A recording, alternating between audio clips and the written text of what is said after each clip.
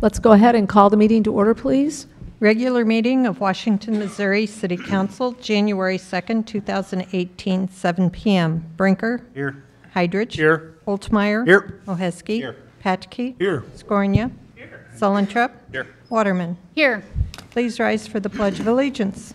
Okay, so this evening we have a scout with us, Trevor Seals. If you would please come forward, Trevor. Trevor is from Troop 443 out of Gray Summit, and this evening he's working on his badge, the citizenship in the community and communications. So Trevor, if you could please lead us in the pledge. I pledge allegiance to the flag of the United States of America and to the republic for which it stands, one nation, under God, indivisible, with liberty and justice for all. Thank you, Trevor. Will all the council members answer if they have or have not read the minutes of the council meetings dated December 4th and 11th, 2017?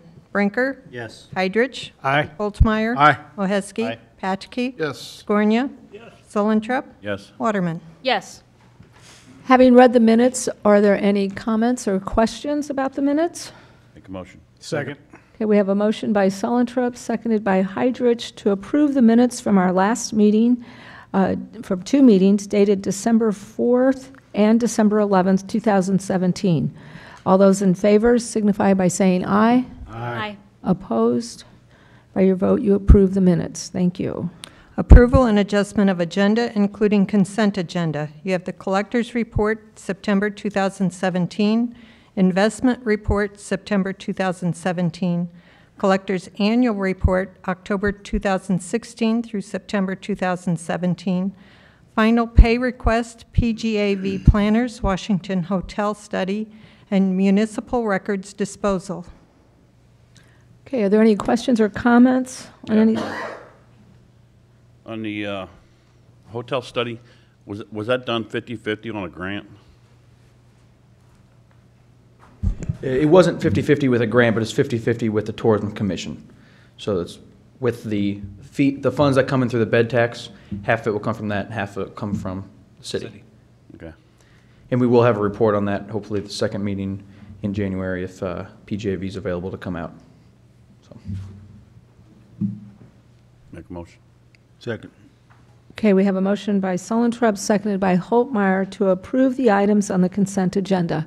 All those in favor signify by saying aye. Aye. Opposed?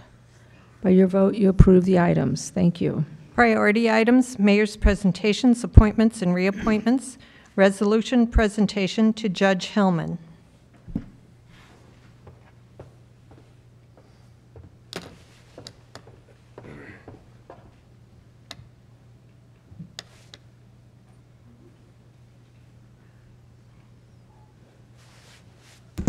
So this evening, I want to welcome you all. I forgot that a little while ago, but we have a nice crowd here tonight, which is really quite nice. We're going to honor Judge Hellman on his long term as our city attorney. No, that's not right. As our city judge, and of course, we also have the proclamation for the Martin Luther King, and then some of our police officers are receiving some awards this evening. So, and we have two new police officers in the crowd somewhere. I bet they're the ones I don't recognize back there. So anyway, so it's nice to have such a nice crowd here tonight. So, Craig, if you could please come forward, and you can bring your family. I know you've got, we have a resolution to present to you. Of course, you have been our city judge for a long time, and you must have been really, really a baby when you did this, started all this, but anyway, yeah, okay, yeah. So anyway, but we wish you great congratulations on your new appointment as well. So anyway, so we'll go ahead and read the resolution. It's a resolution from the City of Washington, Missouri. Thank you, Craig Hellman. Whereas Craig Hellman is a devoted husband to Susan and loving father of 3 children, Rachel, Elizabeth, and Matthew. And whereas Craig Hellman graduated from Washington High School in 1982, earned degrees in economics and political science from the University of Missouri-Columbia in 1986, and in 1989 received a Juris Doctor degree from Washington University, St. Louis, and entered private practice.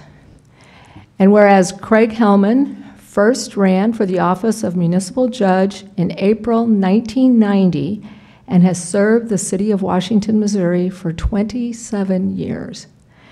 And whereas during his 27 years as municipal judge has heard thousands of cases and being mindful of his obligations as a judge has successfully helped people turn their lives around by being judicial with compassion. And whereas Craig Hellman is a member of the Washington Elks Club, the Washington Area Chamber of Commerce, and in 2016 was the first judge elected as Franklin County Municipal Judge. And whereas Craig Hellman has been an influence for good in the growth and progress of our community and is entitled to just recognition for these efforts. Now therefore I, Sandy Lucy, by virtue of the authority vested in me as mayor, and speaking on behalf of the entire City Council and all our citizens, do hereby tender to Craig E. Hellman this resolution extending our deep appreciation for his 27 years of distinguished service as municipal judge for the City of Washington, Missouri. We wish him success in all future endeavors and order this resolution spread upon the records of the City of Washington, Missouri, and a copy thereof delivered to Craig E. Hellman. Signed, Sandy Lucy, Mayor, and Mary Trentman, City Clerk. There you go.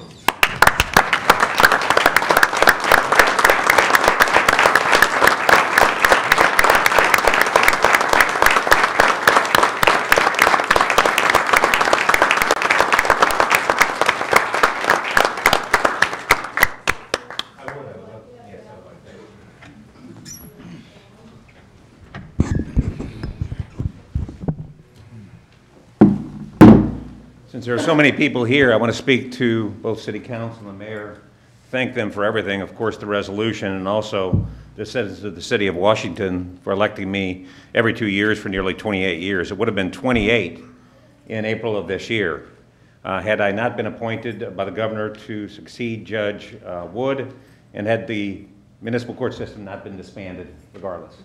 But it's truly been an honor. For almost every Tuesday for the past 28 years, I've had the honor of serving the citizens of the City of Washington, working with the best department in the state of Missouri, serving with some of the best officers in the state of Missouri. Very respectful, understood their role as officers, understood the role of the court, and enjoyed becoming friends with most of them that are here tonight and some of those that couldn't be here. They serve this city well, better than most people even understand. And I said, I think better than most people know. And I want to thank mostly my clerk for 28 years, who, as we've discussed for so long, she's helped raise me as a judge. And Mark Piontek, our city prosecutor. This city could have had a better city prosecutor, a better city clerk. They're people of integrity. They're hard workers. They're just, like I said, their integrity is above reproach. It really is. And to have them as support staff meant everything to me. And Cindy, my family brought a gift for you because all the time that we spent together every Tuesday, they thought you needed some restitution. And the City Council, I wanted to thank you all, and the Mayor as well, for always understanding that the court was a separate branch of government. Not an arm of the legislative branch, not an arm of the executive branch, but truly a separate branch. And that's to be admired because a lot of municipalities, through their city council, through the mayor, sometimes the chief of police, they want to try to control the system, the court system.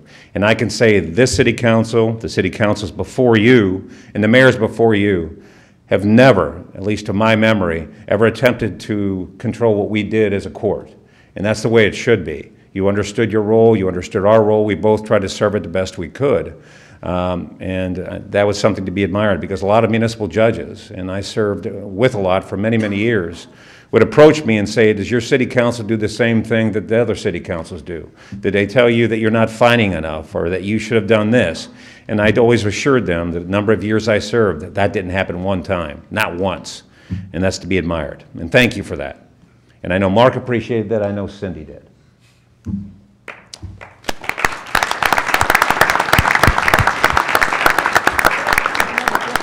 Oh, thank you. So anyway, before you slip away, we wanted you to have a memento in addition to the proclamation as for your 28 years of serving our Thank city. you. So it says Craig E. Hellman, City of Washington Municipal Judge, 1990 through 2017. Thank you, So Cindy, we have very this much. I gift as appreciate well. that. Yeah. Thank So you, anyway. folks.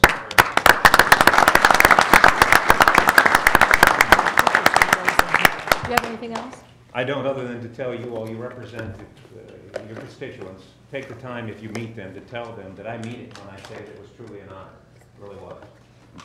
Thank you.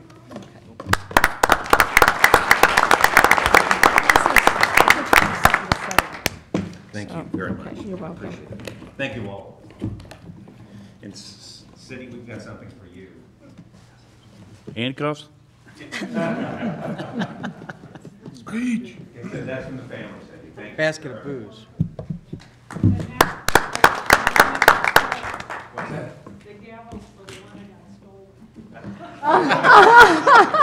How could that happen in court?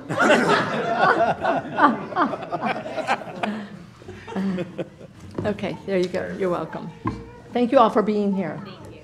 So anyway, good to see you, Sue. So.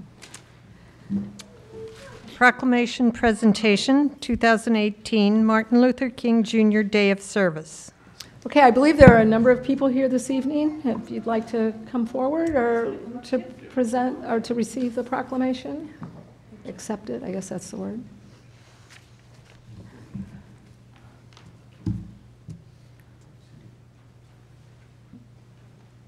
So Pastor Amy asked if, requested this proclamation for the 2018 Martin Luther King Jr. Day of Service. So good idea. So anyway, very good. So we have a mayor's proclamation, City of Washington, Missouri, 2018 Martin Luther King Jr. Day of Service. Whereas Dr. Martin Luther King Jr. devoted his life to advancing equality, social justice, and opportunity for all, and challenged all Americans to participate in the never-ending work of building a more perfect union. And whereas Dr. King's teachings can continue to guide and inspire us in addressing challenges in our communities. And whereas the King Holiday and Service Act, enacted in 1994, designated the King Holiday as a national day of volunteer service and charged the corporation for national and community service with leading this effort. And whereas since 1994, millions of Americans have been inspired by the life and work of Dr. Martin Luther King Jr. to serve their neighbors and communities on the King Holiday. And whereas serving on the King Holiday is an appropriate way to honor Dr. King, meet local and national needs, bring our citizens together, and strengthen our communities and nation.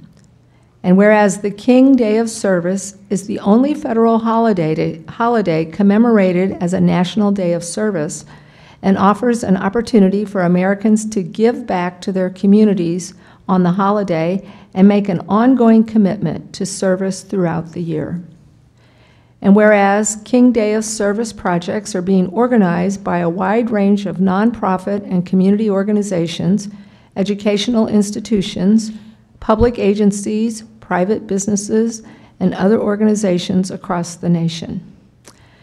And whereas each of us can and must contribute to making our communities better with increased opportunity for all our citizens. And whereas citizens of Washington, Missouri have the opportunity to create and implement community service projects where they identify the need on the King Day of Service, January 14, 2018. Now therefore I, Sandy Lucy, Mayor of Washington, Missouri, do hereby proclaim Martin Luther King Jr. holiday as a day of service in Washington and call upon the citizens of Washington to pay tribute to the life and works of Dr. Martin Luther King Jr. through participation in community service projects on Martin Luther King Day and throughout the year. Signed, Sandy Lucy, Mayor of Washington, Missouri. So, there you go.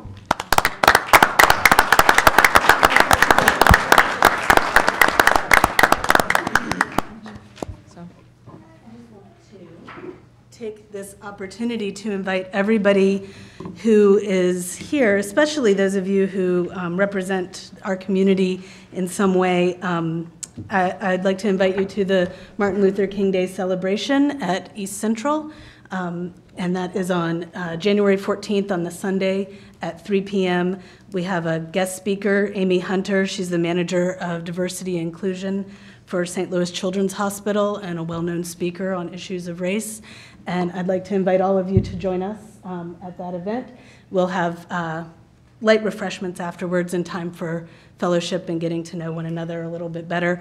And hopefully one of these days we will be able to put together a really good service opportunity on that day for our community. But maybe this year, check out with your neighbors, see if any of your neighbors need help with something, and get to know one another a little bit better and build relationship in our community.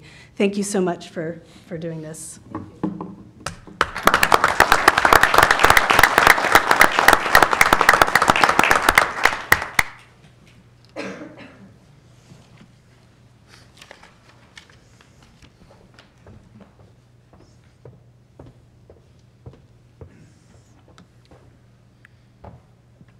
IDA reappointments.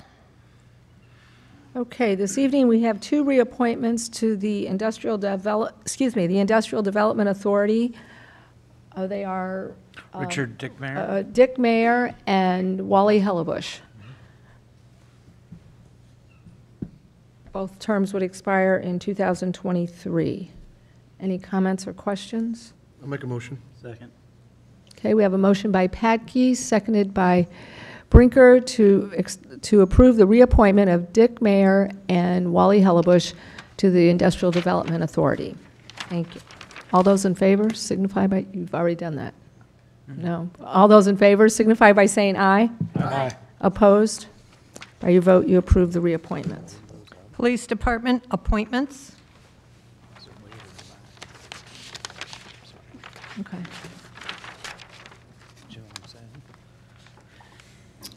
I have before you a request for hiring and appointment of two officers. Benjamin Juergens, could you step forward, please? And Jason Gibson. These two gentlemen are experienced officers. They have 6 years' experience in law enforcement. Benjamin's been prior military service, Army infantry. They've been through an exhaustive process. A lot of interviews and testing. I'm sure they sweat a little bit during it, but they shine like everything. These two individuals are the types of officers our community wants. They are service-minded, honorable, full of integrity, the kind of officers we want in our community and that we can be proud of. Their past supervisors or their backgrounds give them high marks and rave about them. So we would greatly appreciate if you would confirm their hiring and appointment. I'll make a motion to accept if nobody else has anything else to say. Second. Okay, we have a motion by Sullentrup. I'll second. We have a motion by Sullentrup, seconded by Heidrich, to approve the appointments to the police department and the appointments of Benjamin L. Juergens as a patrol officer and Jason D. Gibson also as a patrol officer. And this would be for the normal 6-month. 6-month period and then Period. reappointment again, And then a renewal for another 6 months. based on evaluation. Yeah. Your Okay. Honor, in our letter, it has January 4th for Yeah. Jason, so. Yeah, that's a typo. We discussed that. We've changed it to start them both tomorrow. Great. Okay, so all those in favor signify by saying aye. Aye. Opposed? By your vote, you approve the appointments. Sure, Welcome thank you. aboard. Thank you for being here tonight.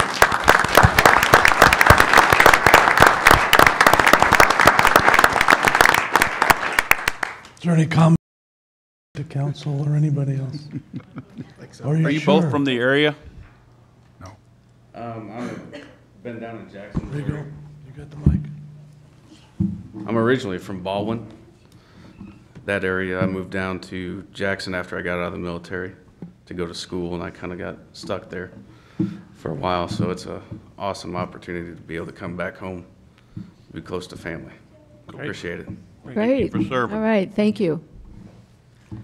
I was an officer in the Des Moines, Iowa area for 6 years, but I currently live in Rolla. Oh. Yes. Right. Okay, well, welcome aboard. I know you'll find our community to be very welcoming, and we have a very fine police department. So anyway, I think you'll fit right in, so thank you. Thank you. I believe they will make it even finer. So.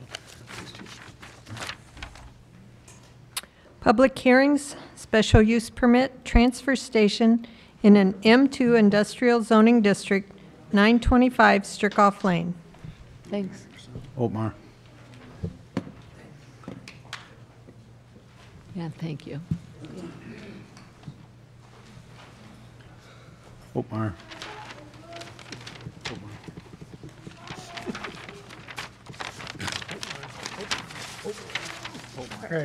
Craig. But it's just not it's a public hearing. Thank you. Thank Maybe you. it didn't get stolen.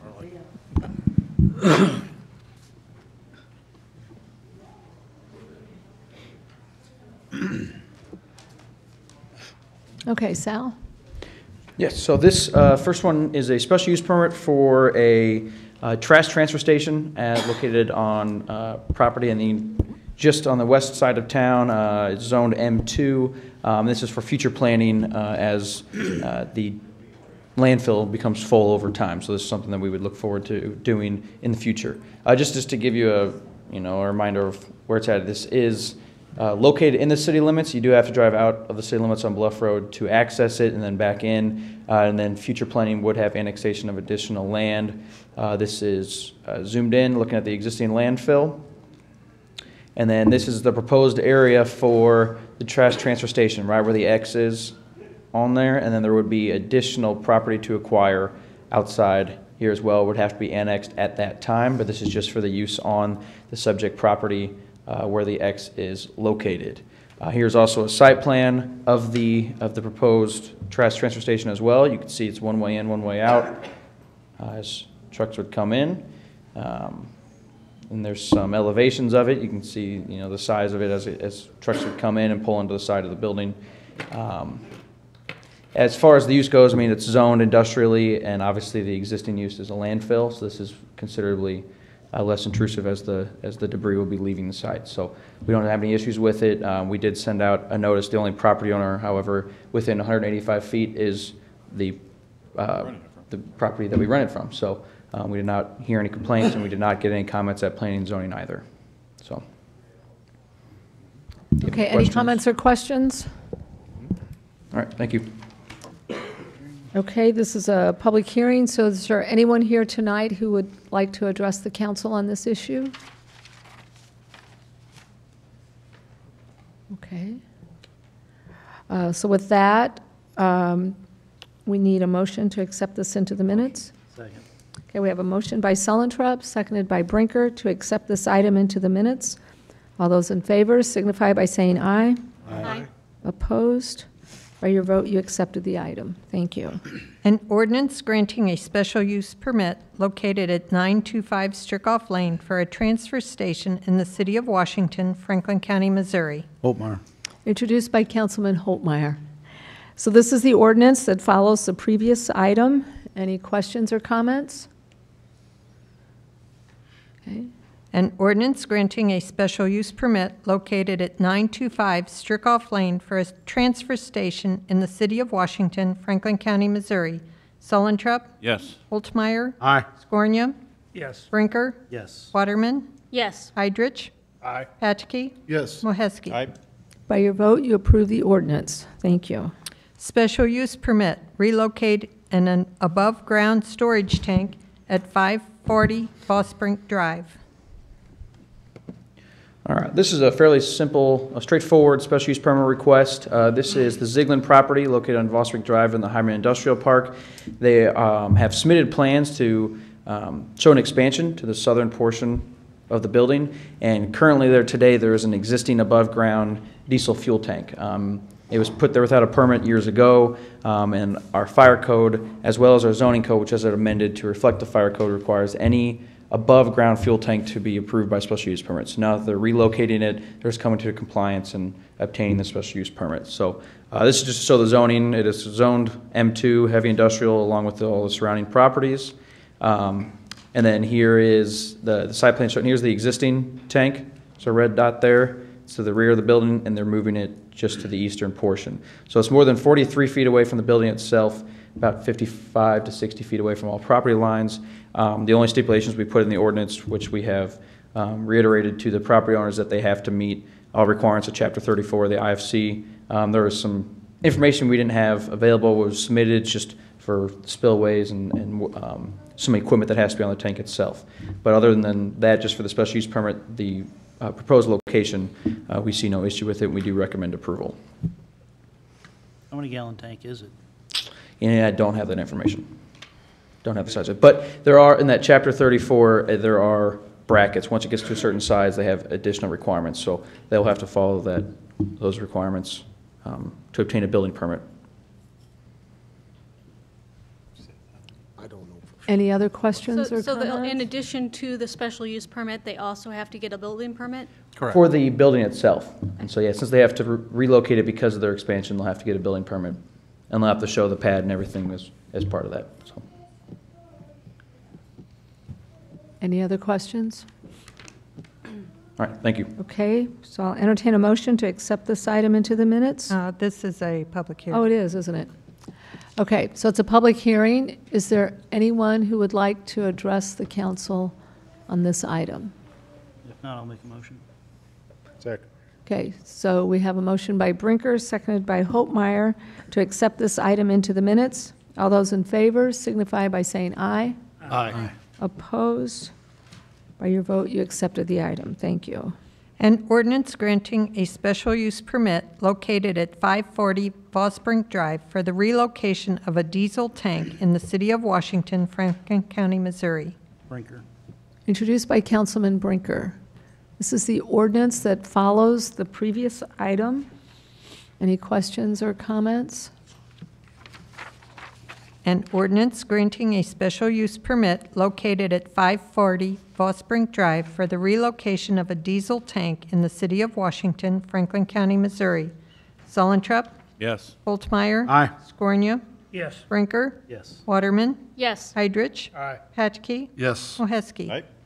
By your vote, you approve the ordinance. Thank you. Special use permit, vacation dwelling, 1423 East 3rd Street. Sal?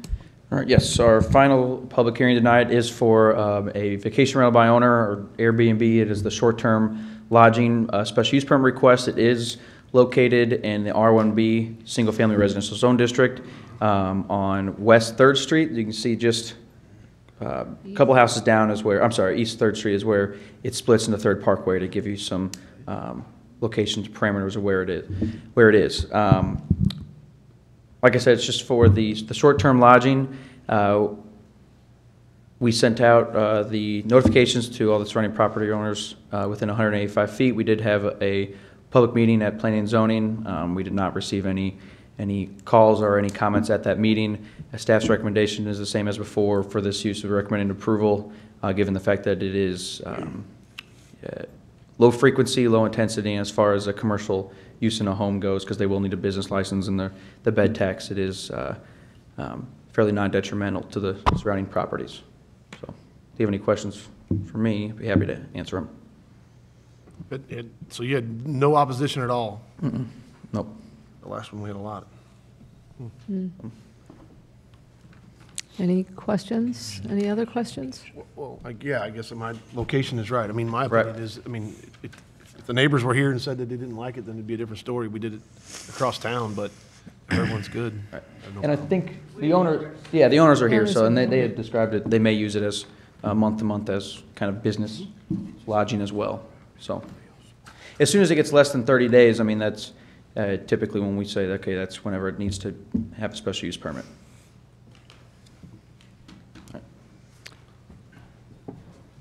Any other questions? Okay. Is there anyone here in the audience who would like to address the council on this item?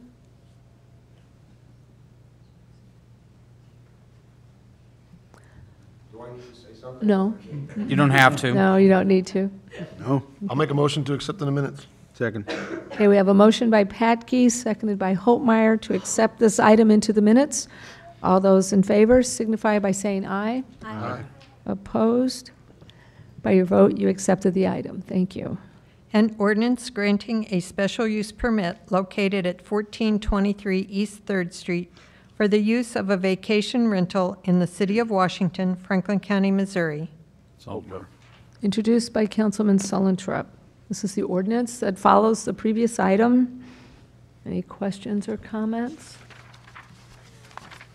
An ordinance granting a special use permit located at 1423 East 3rd Street for the use of a vacation rental in the city of Washington, Franklin County, Missouri. Sullentrup? Yes. Holtmeyer? Aye. Scornia? Yes. Brinker? Yes. Waterman? Yes. Heidrich? Aye. Patke? Yes. Moheski? By your vote, you approve the ordinance. Thank you. Citizens' discussion? Is there anyone here tonight who would like to address the council on any item that is not on the agenda? Okay. Report of department heads. Downtown Washington, Inc. Annual Report. I think Bridget was able to go ahead and make it tonight. We will go ahead and we can ask her to go ahead and give this report at the second meeting in January. You can see the information, though, that was provided within your packet of their year in review of what all they set out to do. So, Could I get a motion to postpone the report? then? Second. Okay, we have a motion by Moheski, seconded by Holtmeyer to postpone this item. All those in favor signify by saying aye. Aye. Opposed? By your vote, the item is postponed. Police Department Life Saving Award. We have some awards this evening to present or to recognize. Yes, I do. Officer Horn, front and center, please.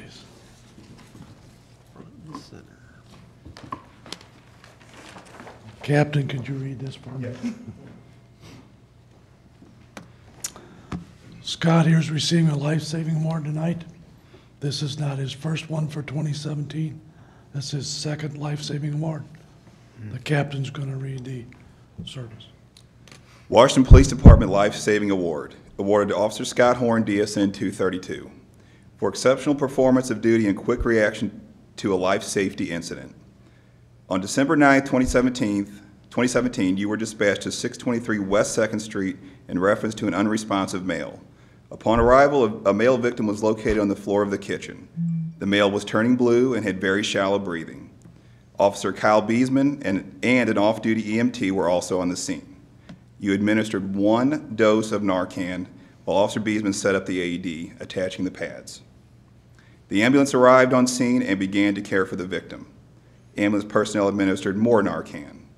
The additional Narcan caused the victim to gradually become alert. The victim then began talking and answering questions. The victim refused transport to the hospital. He appeared to have recovered from the drug overdose, which had apparently been from an opiate. Your reaction, training, and dedication to service directly resulted in saving a person's life and is worthy of recognition. Awarded this 21st day of December in the year 2017. Edward T. Menifee, Chief of Police.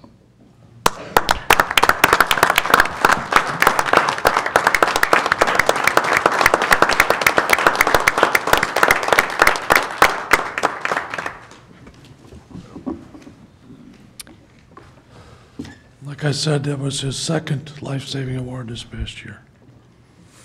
Is there a representative from PetSmart here? Don't see one. Earlier this year, we do a program called Open Doors at the Schools, and PetSmart helped participate with us I'll let you read that. Okay.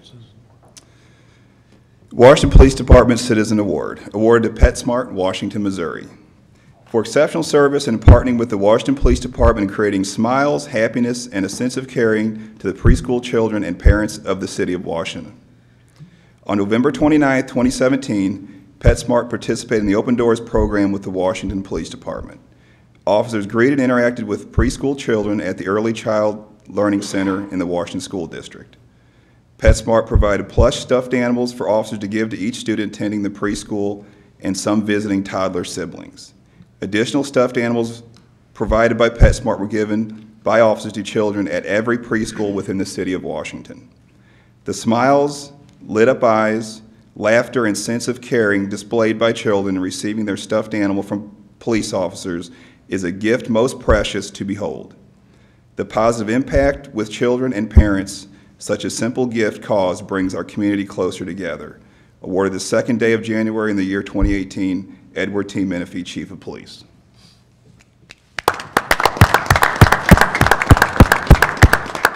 We will make sure they get that because that was fabulous. I have several awards for recognition to show you how hard your officers work, the dedication they provide our city, and the fantastic way they do it. These recognitions are regional and some local, but I'll have them all step up at one time. Detective Schultz. I'll read them all off. We have an awards committee, and every year one of their jobs is to seek input from police officers in the department and our civilians and find an employee of the year at the police department. This year we celebrated at our party. It is Detective Betsy Schultz.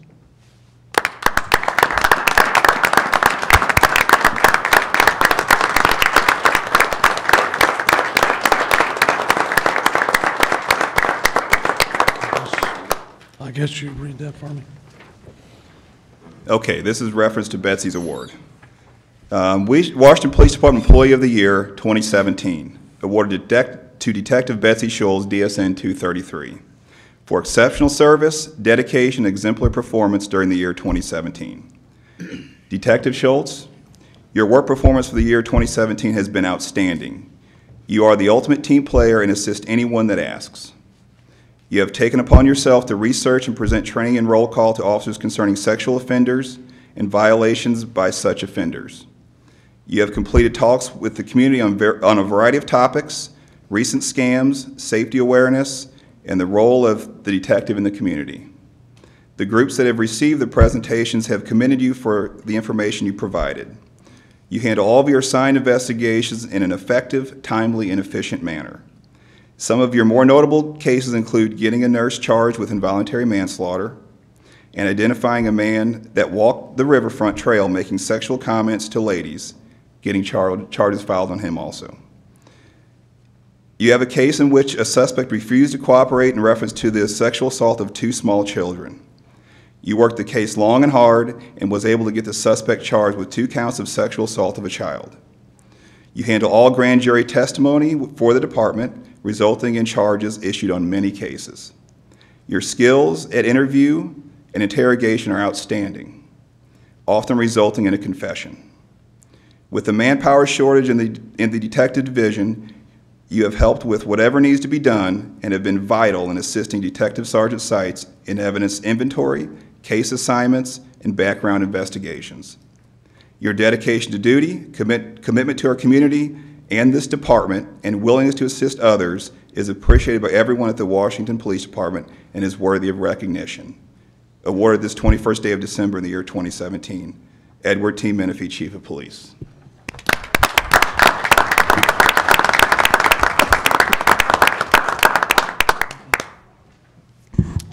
The next award is the Elks, Washington Elks 1559 Ed Menifee Drug Awareness Award. I haven't even died yet, but they got an award. So that award was given to Officer Doug Tollison.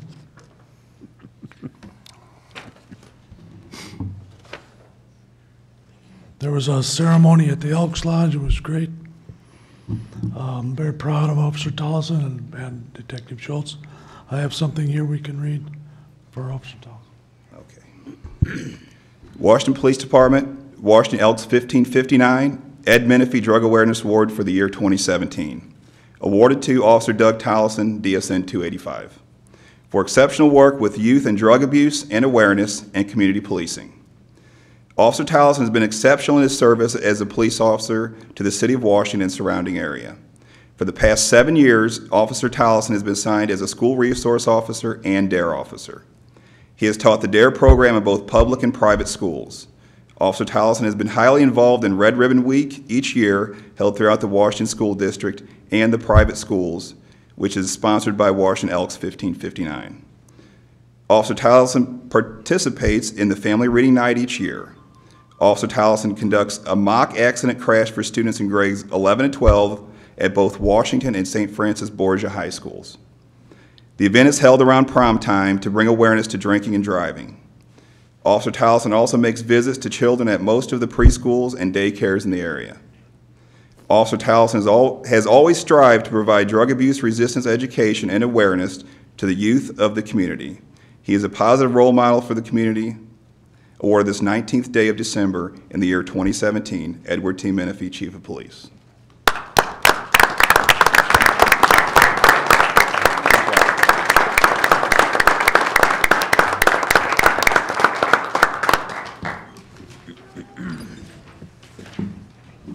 The last awards I have is a regional award. It's held every year by MAD, Mothers Against Drunk Drivers. This is a Heroes for Heroes award. When I say region, we're talking Franklin, St. Louis County, Crawford, Warrenton, St. Charles, Jefferson, I mean, a big area. We had 4 officers from our department that received recognition. Andrew Melton, who's now in Kirkwood, Brian Todd, who's now in St. Louis County, Celia Rudolph, I don't know if she's here tonight. She is leaving us Thursday. She'll be going to Manitou Springs, Colorado Police Department. So I have Sergeant Joe Rinkemeyer left.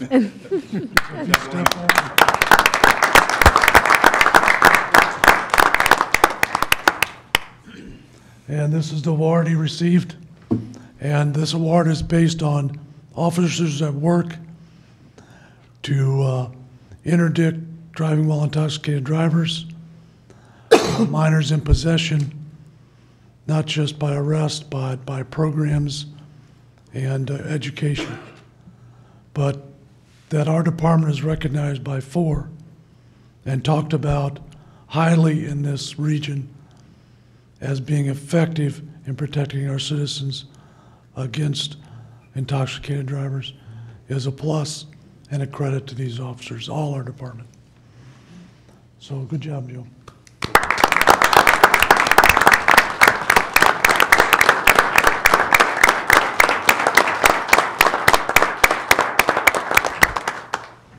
So these are the types of officers you have serving your community. You can be proud of them, as can the community. And they will all continue to do a great job. Thank you.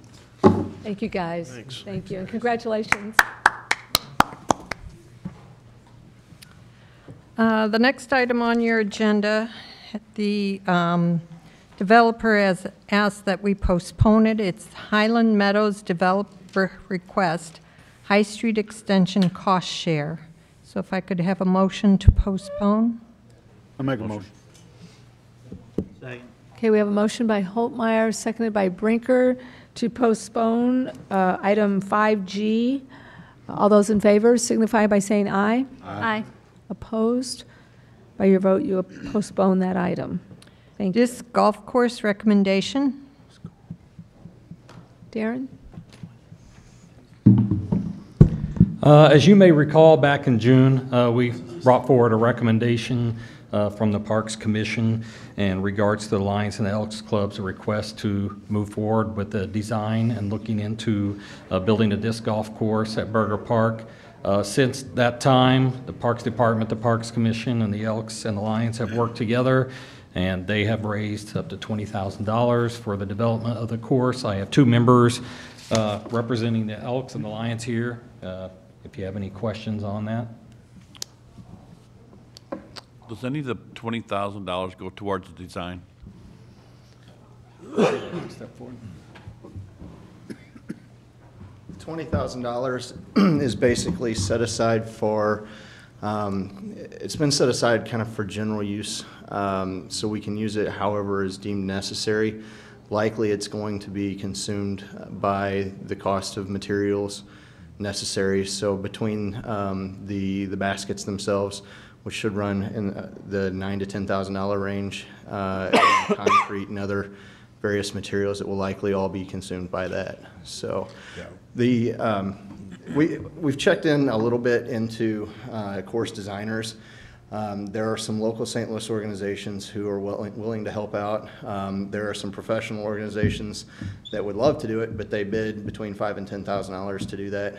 So seems a little exorbitant. And Sean and I, as well as multiple other local players, essentially, have been traveling and trying to essentially experience as many local courses as possible. There are several very good courses around that are within, say, a 2-hour range. And then Sean recently went to Columbia and played, I guess, what's been voted as the nation's nicest, just to check it out. So we kind of have some ideas, and there's already been a kind of a proposed layout done, but a lot of that's going to be better figured out as we can get into the woods back and see more of the topography back there. So most of it will be working in conjunction to do that more in-house than hiring someone to lay it out. Yeah, we already have a preliminary layout for the front 9, the first 9 holes, and we're getting feedback from players who have basically gone to visit it and getting their feedback. So I think we're well on our way to actually a pretty good design without having to pay for a professional designer. On a particular course like this, court is the fairways are manicured like a golf course, or are they just kind of rough? Disc golf course is much more of a kind of natural, works well with whatever the landscape is. In the open areas where there are now the soccer fields and the baseball fields, our plan will be to plant natural wild grasses, and the fairways will be mowed, but at a much higher height than we would normally have. So you can walk. Yeah, so you can walk. And then in the wooded areas, we'll be clearing out undergrowth and brush, and judiciously trimming trees. But it will be much more like walking on a nature trail than walking on a manicured golf course. Okay. I'm just curious, you said cleaning out the growth. Yeah. Is that something that the Parks Department's going to have to do, or do you have a group of people that's going to do it? For the most part, the Parks Department will be doing that. We'll be using our forestry cutter in those areas where we can. We also talked about having some volunteer work days to kind of help us do some of that as well. So it'll be a combination of both, but we think our forestry cutter, if we can get it in there, will do the majority of the work. Both organizations have members who have expressed interest in getting work days together. We have community service. It's not like recommended hours or anything that we have to do, but we're community service organizations, and we like to be in the community and actually doing things for the community. So both organizations have had people come forward and say, yeah, we want to donate money, but can we get in and actually do some of the labor and roll up our sleeves and get involved? So there's interest there as well. As well as in just the general disc golfing community. There are several clubs in Franklin County, and we've had several members already express interest in just helping out any way they can. So how would you collect fees to play on the course once? There would be no fees. No fees? Yeah. Well, that's great. Most disc golf courses, there's no fees. Okay. It's that's part of the lure, I guess, of the sport. It's simple to get into. A starter pack costs $20 to $30, so kids can relatively easily get into it and afford it. And then once you have that, or even if you borrow some discs from a friend, you can show up and play. That's great. So there's not a lot of cost. So it promotes a lot of activities for other people, for people who otherwise might not be able to afford it. So it's kind of a Give her something our teenagers to do, so on and so forth. And it can. I wasn't able to come to the last one, but it can promote tourism There have been some studies done, and Sean's read up on it more than I have, but the average player will travel up to 4 hours to play in a tournament. And we accidentally stumbled across a tournament in Charles. We went to play, and we couldn't get on the course because they had, 250 or so players at a tournament that they had pulled in. So, you literally encounter people from crossing state lines to come.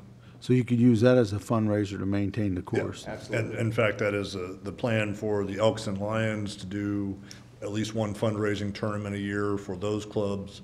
But then we could also do, if we ever wanted to do any extra maintenance or extra costs, it's a very self-sustaining sport. Cool. More pork burgers. Yeah, exactly.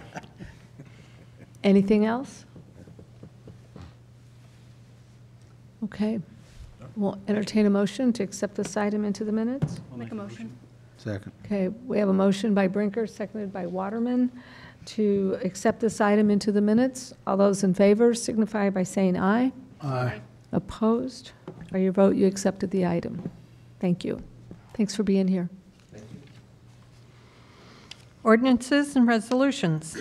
An ordinance amending Section 220.020 of the Code of the City of Washington, Missouri. Saltrip. Introduced by Councilman Sullentrup. John? Okay. Excuse me. As promised back in May of 2017, we were going to do an evaluation of the rate that our landfill was filling up. We did receive those survey results late November. We've been analyzing them and trying to determine if the path that we're on with the transfer station is still an attainable path, and if it's the right one for the city. In doing so, we realized that the waste acceptance that we get from the outside hauling community, such as your waste management, your surrounding communities, things of that nature, has not slowed down. It's actually been very steady. And with that being said, obviously there was an approximate 40% increase because the tipping fees went up approximately that much. So we, in an effort to continue to operate the landfill, allowing these commercial haulers to come in, we're proposing to increase the rates again to $80 a ton to try to make those haulers make that business decision. Do we want to come to Washington or do we want to go somewhere else?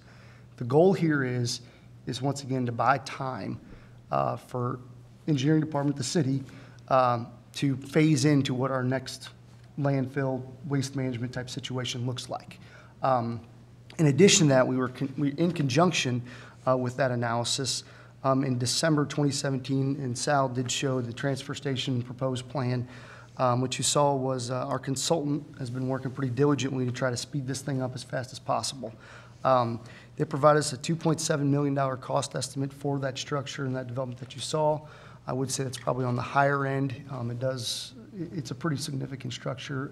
We could scale that back, but we went with $2.7 million. I had a conversation then after that meeting with the finance department to do a budget amendment, and I think you all passed that budget amendment.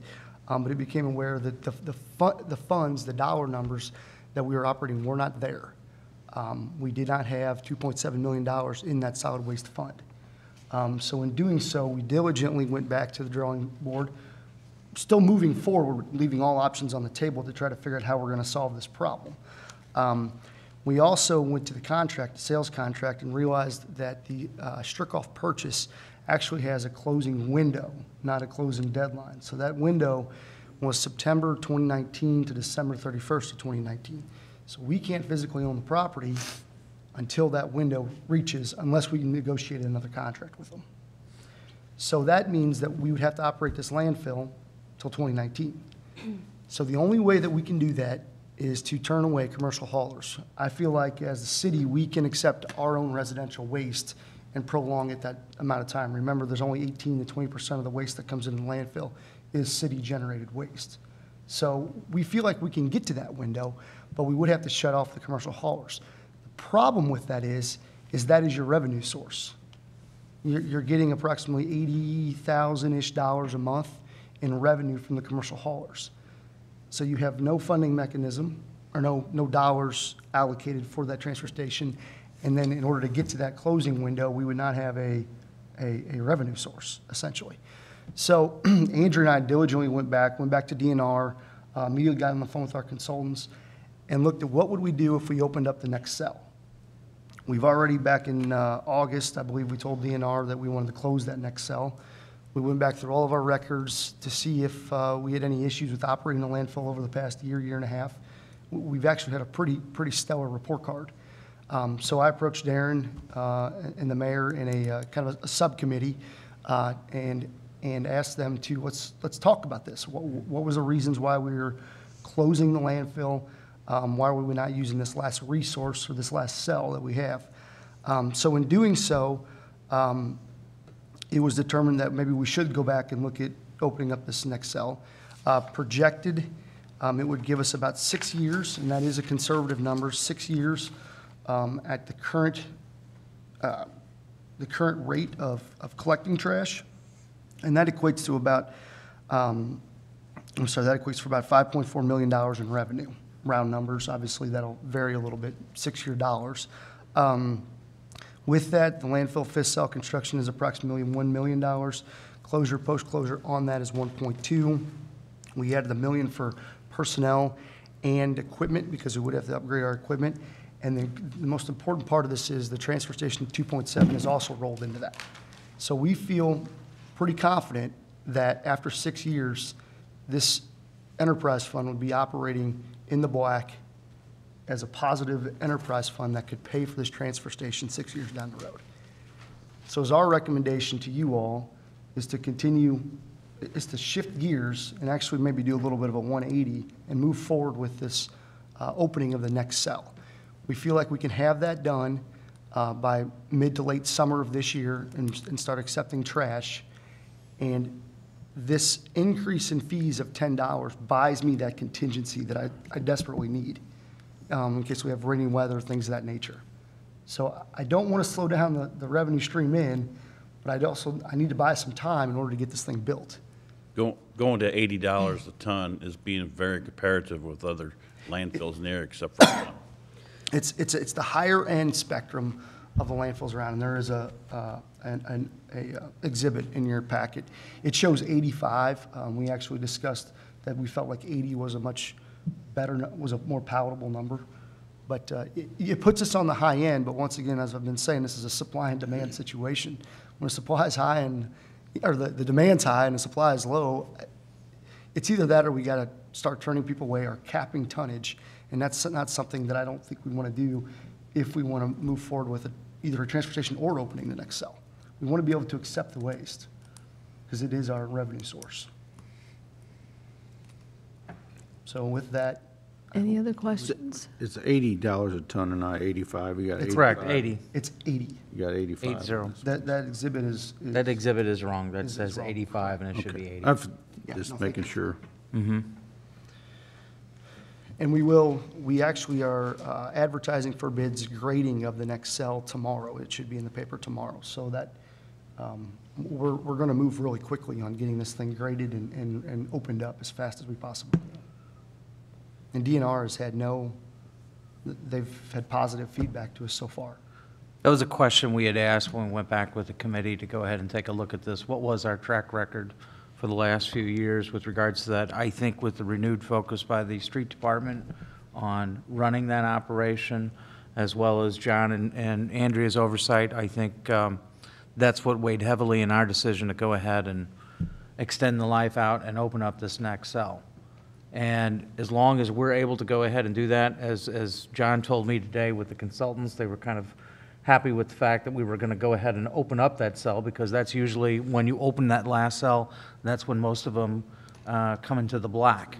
And that's when they're able to go ahead and finally start paying for themselves. So this is something that, we felt strongly that rather than try to figure out some other way to fund a transfer station, this is a much more plausible way to move forward. I would also add, in addition, we are going to be actively reviewing these rates on a 2-month, 3-month time frame to continually, these things could float up and down at any given moment, preferably down from this number. But we will actively be doing this for the next 6 years just to make sure, or however long, rather than let these things float out for so many years without an increase. We are operating in the net positive right now as well. All of our post-closure closure, everything's paid for. That the liquid dollars of those of closure funds is in the bank as of December of 2017. So we are operating in the you know, on the net positive. How close is the nearest landfill to the radius of Washington? Nearest landfill would be Cuba? Yeah, Cuba, and then you also have Washington counties. So we're talking at least 30 miles. It's a pretty significant way. Yeah. So anybody in a 30-mile radius would probably come to our landfill. Right. The landfill down in Washington County, so like you make a left at Richwoods going south to 47, and you go about 4 miles toward. See, and essentially the goal is here is to make the, you know, there's some haulers' decisions. For example, Lynn, Missouri would be one that's kind of on the fence. Do you go to Jeff City or do you come to Washington? Well, if we could make this decision a little easier for them on the finance side, that pushes them away while still, you know, buying this time that I need. I mean, 2 weeks, 3 weeks, 4 weeks is a huge number in this scenario. So. I would also point out with the ordinance, you're staying at $15 each for those other vehicles or whatever, or less than a ton. So that has not been proposed to go ahead and be raised. If local contractors can fall underneath that number, then they're still set at that same rate. And I've heard very positive impact to the local contractors, maybe the mom and pop type situation, or where you're, maybe demoing a house, how beneficial that is to them, which is good, I think, for our local contracting community.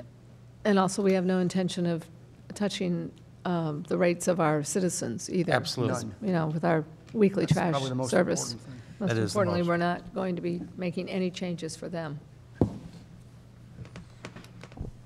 I'll make a motion. Put in a motion. Already did. Accept it in Let's see, minutes. we had to read it a It's an second time. ordinance. Yeah. So any other questions or comments? Public hearing or whatever. Hey, Mary? An ordinance amending Section 220.020 of the Code of the City of Washington, Missouri. Sullentrup, Yes. Holtmeyer, Aye. Scornia, Yes. Brinker, Yes. Waterman, Yes. Heidrich, Aye. Patke, Yes. Moheski. Aye. By your vote, you approve the ordinance. Thank you. An ordinance authorizing and directing the execution of a contract for the sale of real estate by and between the City of Washington, Missouri and Cowboys Holdings, LLC. Brinker. Introduced by Councilman Brinker. This is the sale of the lot on Jefferson Street that was demoed in 2017. Any questions or comments? An ordinance authorizing and directing the execution of a contract for the sale of real estate by and between the City of Washington, Missouri and Cowboys Holdings, LLC. Sullentrup, Yes. Holtmeyer. Aye. Scornia. Yes. Brinker. Yes. Waterman. Yes. Heidrich. Aye. Patke. Yes. Moheski. Yep. By your vote, you approve the ordinance. Thank you. An ordinance authorizing and directing the execution of a Transportation Alternatives Funds Program Agreement by and between the City of Washington, Missouri and Missouri Highways and Transportation Commission. Holtmeyer. Introduced by Councilman Holtmeyer. This is just an ordinance enabling the mayor to be able to execute the agreement for the TAP grant. This is for the Bush Creek Greenway. We finally got the agreement back from MoDOT. This will execute the paperwork. Design, we will move forward with an 18 and possibly acquiring some property, even though the school district has given us permission for MoDOT standards. We still have to go through their right-of-way acquisition process through that. So we'll do that in 18 and then design and completion in 19. So, Any questions of Sal? thank you. An ordinance authorizing and directing the execution of a Transportation Alternatives Funds Program Agreement by and between the City of Washington, Missouri and Missouri Highways and Transportation Commission. Sullentrup, Yes. Holtmeyer. Aye. Scornia. Yes. Brinker. Yes. Waterman. Yes. Heidrich. Aye. Patke. Yes. Moheski. Aye. By your vote, you approve the ordinance. Thank you. An ordinance accepting the bid from PW Athletic Manufacturing Company and to approve the purchase of 2 ADA-compliant bleachers by the City of Washington, Missouri. Brinker. Sullentrup. Introduced by Councilman Brinker. As outlined in your packet, the Parks Department, along with the support of the Parks Commission, is making a recommendation to replace 2 of our bleachers. This is part of an ongoing replacement project. As you may recall, we replaced 2 of our bleachers this last year's budget. We're looking at 2 bleachers this year, and most likely, depending on budget, asking for more for the following year. This is due to the age of our current bleachers, and they don't meet code at this point, so we're moving forward. Go?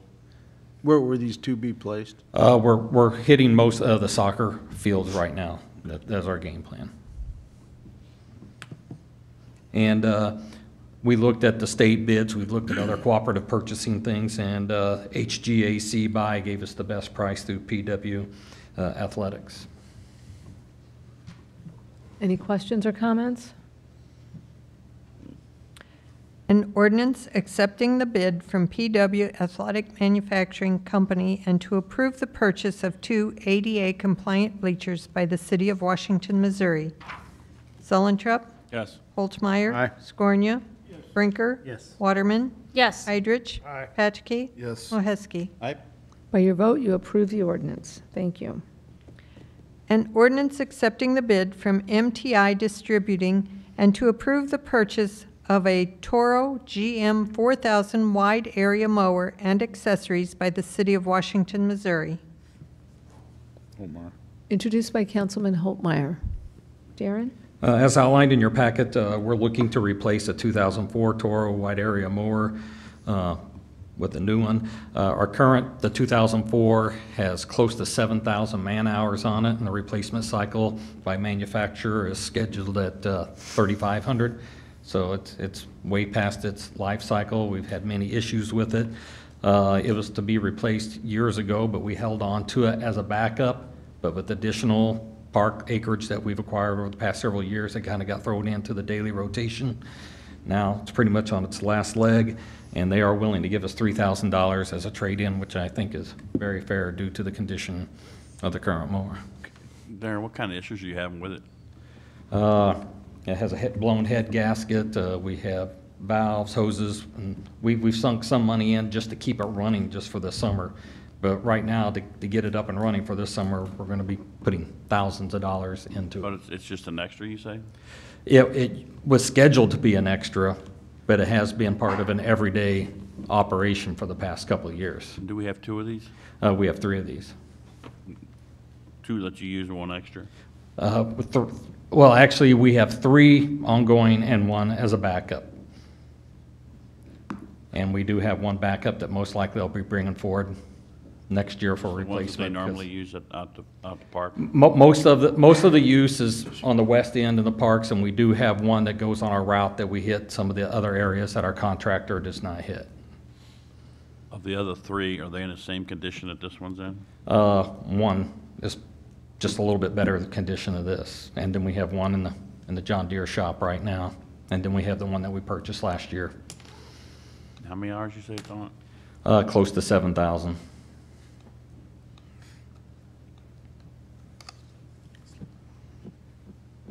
Any other questions? Darren, I know I asked at the Parks meeting about that. Can you put it off for another year and, we can help our budget out? I know your answer was no then. Is this still the way to go for us, cutting grass? I know we add on, we're hiring out for the east end of town. Do we have a number there where this is beneficial, or is it better to buy this mower and keep up what we're doing?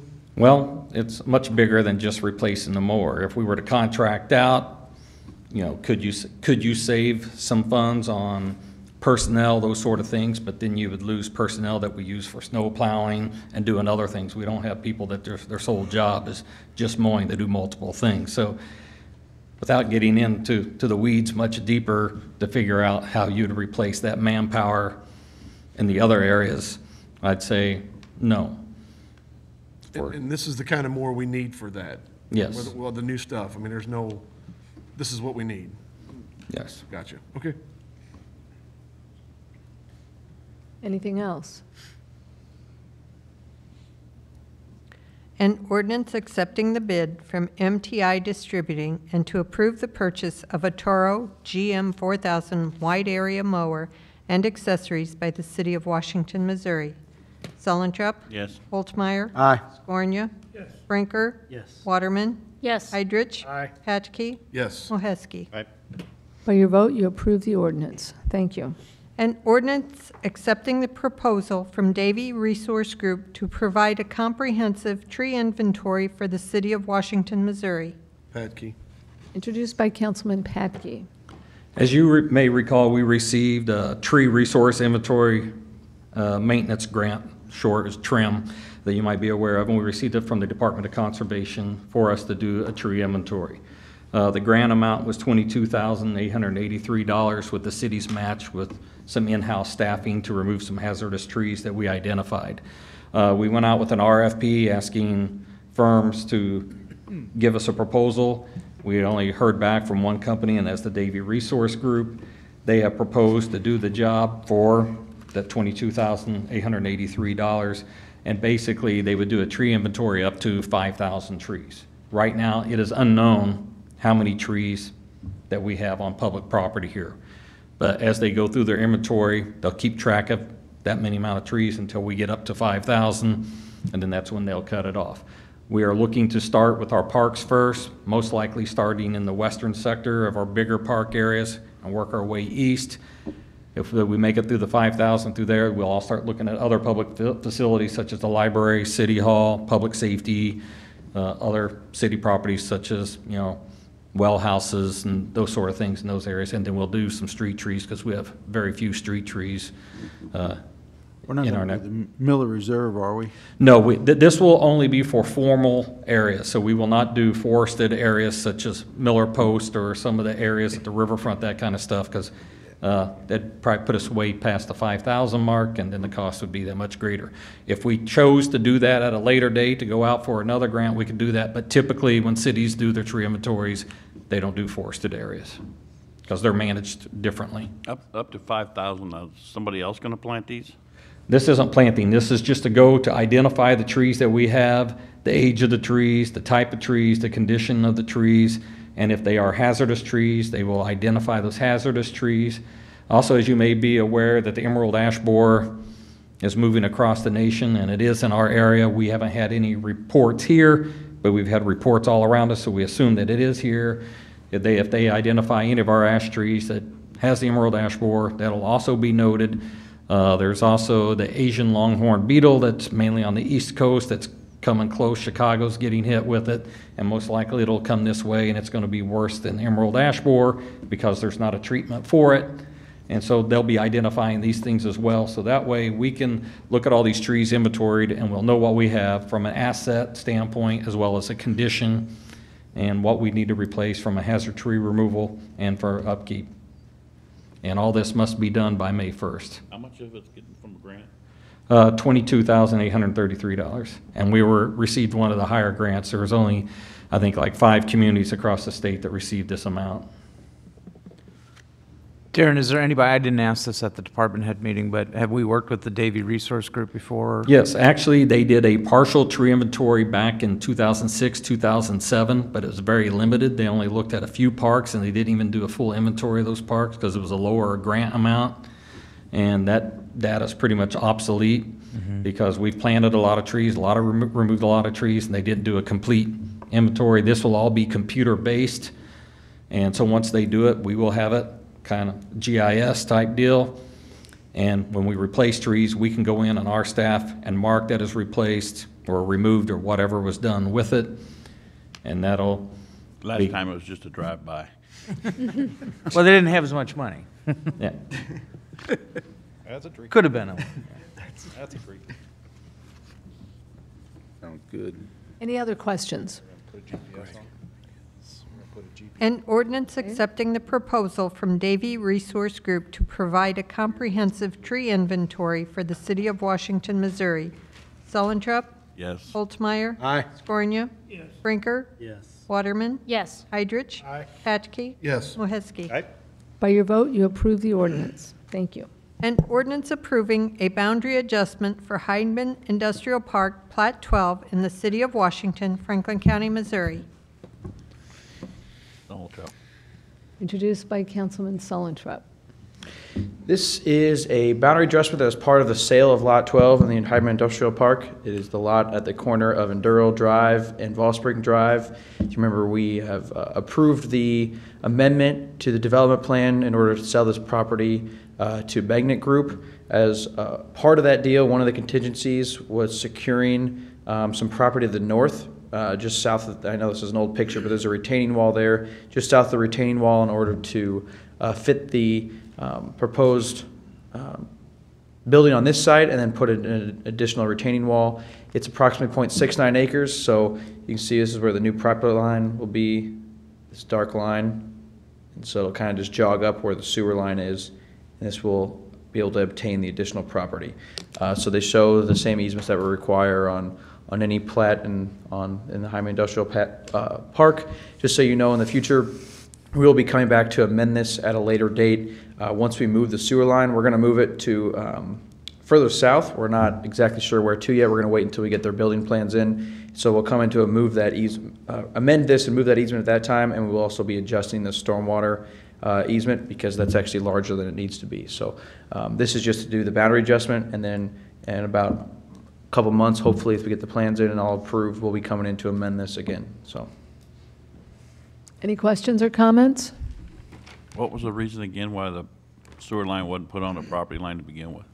Well, there is a stormwater basin here. There is a detention area, but I couldn't tell you exactly why it's this far east, but you know, it's where it was put. So It's the flattest ground.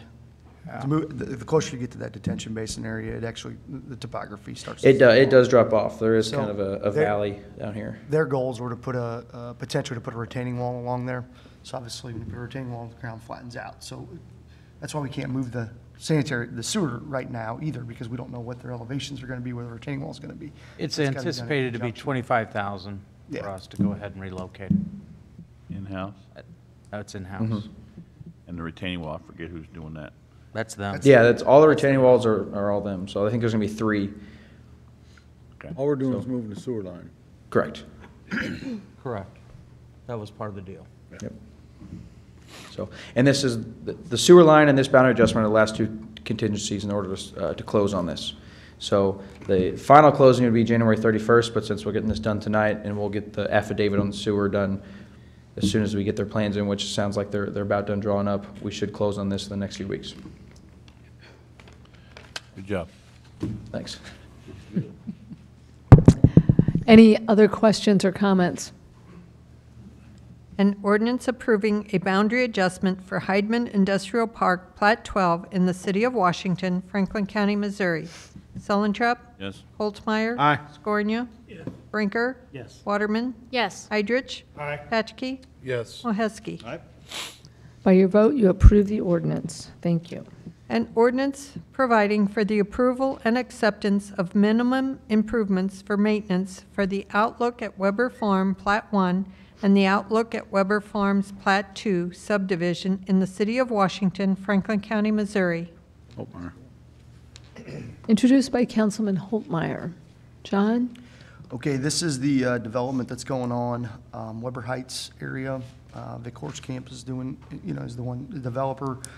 There are various homes under construction. If you guys have not had an opportunity to go up there, it's actually a little miniature boom town. So there's, I believe, 5 homes under construction right now.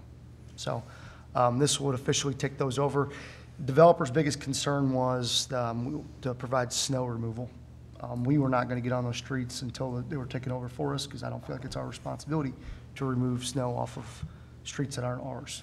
So he mobilized quickly, and we inspected everything throughout the whole process. We did a punch list inspection, so I'm confident that it's time to take it over. Any comments or questions? That's great. An ordinance providing for the approval and acceptance of minimum improvements for maintenance for the Outlook at Weber Farms Plat 1 and the Outlook at Weber Farms Plat 2 subdivision in the city of Washington, Franklin County, Missouri. Selentrop? Yes. Holtzmeyer? Aye. Scornia? Yes. Brinker? Yes. Waterman? Yes. Heidrich? Aye. Patchke? Yes. Moheski? Aye. By your vote, you approve the ordinance. Thank you. Commission, committee, and board report. Mayor's report. just have two items this evening. One is on your agenda. The next council meeting will be on Tuesday, January 16th, due to the Martin Luther King Jr. holiday. And then this Friday evening is our Employee Appreciation Party. For those of you attending, remember it's at the City Auditorium. Starts at 6, dinner at 7. And we have over 200 people have RSVP'd, so we're looking to have a nice crowd that evening. That's at the city park, right? City Park Auditorium. Mhm. You can walk there, Joe. I know. If it's not cold. City Administrator's report. The only item I have for you tonight is just to give you an update on the Capital Improvement Sales Tax Committee. They will be meeting on January the 9th, next Tuesday at 1 p.m. Staff has gone back through the projects and changed some estimated costs with regards to those. We mailed that back out to the committee. I will tell you now that as I'm sitting here today, that list, the grand total for that was $16,459,600. That is within the projected revenues, or very close to that amount. And remember, we kept that at a very conservative dollar amount for what we would gain with the sales tax over the next 8 years. There are a few projects, though, that were left out of that. There's just a handful of projects, but the committee's been given that. I think at their next meeting, what they want to do is go through that list and present that to you, hopefully in the near future, to say, these are the projects we feel that are worth moving forward for the renewal of the capital improvement sales tax. And I will tell you, we had an entire hour that we devoted to the pool at the last meeting. Darren provided us with some numbers of some other pool facilities or aquatic complexes from across the state. We've looked at some price per square foot, what those costs at some of those other locations to kind of give us an idea. And so right now, that pool, I will tell you, is still the highest priced item on the list. But right now, with what staff had recommended, it's at $4 million. But that's obviously up to the committee as to what they wish to go ahead and move forward with. And then bring it to you, and obviously that's up to you as well. So just to give you an update of where we're at with that, and I think we'll have a good discussion this coming Tuesday at 1 o'clock. So you're all welcome to attend. The general public's always welcome to go ahead and attend those, but the committee will be discussing those projects. That's all I have. Do you want an executive session? Excuse me? You need a closed session? We do, just for one quick item. Are there any council comments? I do have one comment. It came to my attention that some people around town are discussing my residency, whether or not I should be running for city council because I own a property outside of the city limits of Washington. Mm-hmm. I just want to reassure everybody that I am currently a resident. I will be a resident through the election and continue to reside here. If anybody has any questions, feel free to give me a call, shoot me an email. You have my number. And if there's any questions about it, I am a resident and a resident of the City of Washington and of Ward 4. That's not what you told me this morning, Josh.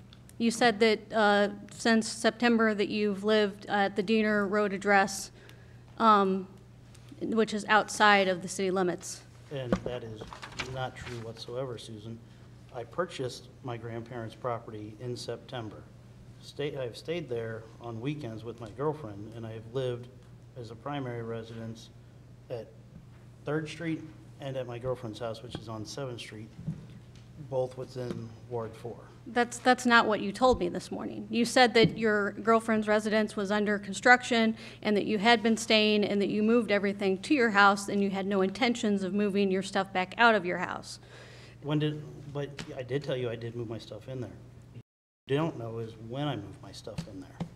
But you also stated that you had intentions of, you bought that property to move into as your primary residence and that you were not living at your mother's. And that is the address that you listed on your paperwork as a candidate was that you listed your mother's address as your residence, and you stated that you are not living there. You stop by there daily, but you do not live there. And I put that on there because that is where all of my information is. That's where all my license information is for professional fields. It's where my taxation is, where my automobile is registered. Everything is registered at 629 West 3rd Street. I have not moved anything because I am a resident, and I don't feel that I should move it to my girlfriend's residence because would you change just your address to move from 3rd Street to 7th Street within the same ward? But you bought the house you told me this morning, you bought the house on Diener Road for you to use as your primary residence. To eventually move out there, that is correct. It is not at that point in time. And you had a housewarming party at that residence, inviting people to your home to have a party, you know, as a housewarming party. I had people out there to celebrate the purchase of a new property. That is correct. I'm sorry if you were offended that you did not get invited. But I don't feel this is a mudslinging contest for an upcoming election, and I think it's low and despicable to go to this extreme on a subject that's not even pertinent, because I am a resident.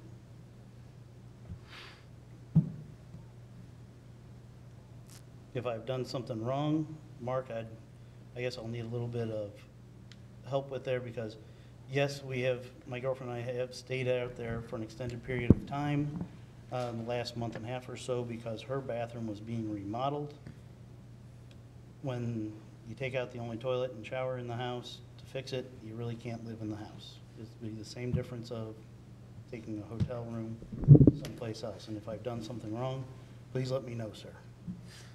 Josh, I'm not aware of anything that you've done that does not meet the residency requirements. Under Missouri law, residency is fairly subjective. It's primarily where do you intend to make your residence? Where do you intend to have your primary place where you're going to live? It's not necessarily where you are staying at any given moment, even if it's for a several months or whatever it is. It's where do you intend to make your permanent residence, and it's fairly subjective. It's almost entirely up to you to determine where that is. Okay.